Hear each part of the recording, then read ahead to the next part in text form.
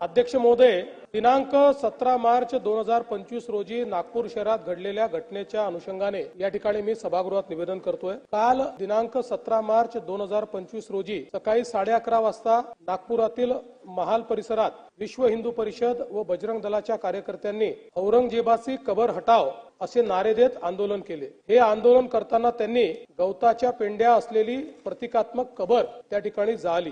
यानंतर गणेशपेठ पोलिसांनी आंदोलकांवर अपराध क्रमांक 114/2025 नुसार भारतीय न्याय संहिता 299 37(1) व 3 सह 135 महाराष्ट्र पोलीस कायदा अन्वये गुन्हा दाखल केला। दुपारी 3:09 हा गुन्हा दाखल झाला। यानंतर सायंकाळी एक अफवा अशी पसरवली गेली की सकाळच्या आंदोलनात जी प्रतिकात्मक कबर जाळली त्याच्या कापडावर धार्मिक मजकूर होता। अत्तरोळ मधील नमाज आटोपून 200 ते 250 चा जमाव हा त्या ठिकाणी तयार झाला आणि नारे देऊ लागला। याच लोकांनी आग लावून टाकू असे हिंसक बोलणे प्रारंभ केल्याने पोलिसांनी त्या ठिकाणी बळाचा वापर केला।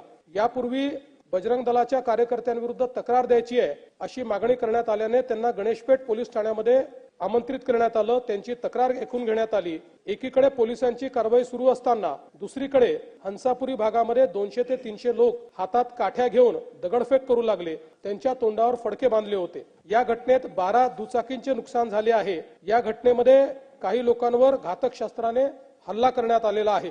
तिसरी घटना भालदारपुरा भागात सायंकाळी 7:30 वाजता झाली। 80 ते 100 लोकांचा जमाव तिथे होता। तिथे त्यांनी पोलिसांवर हल्ला केला, त्यामुळे अश्रुधूर व सौम्य बळाचा वापर करावा लागला। या घटनेत एक क्रेन, 2 जेसीबी व काही 4 चाकी वाहने ही जाळण्यात आली। या संपूर्ण घटनेमध्ये 33 पोलीस जखमी झाले आहेत।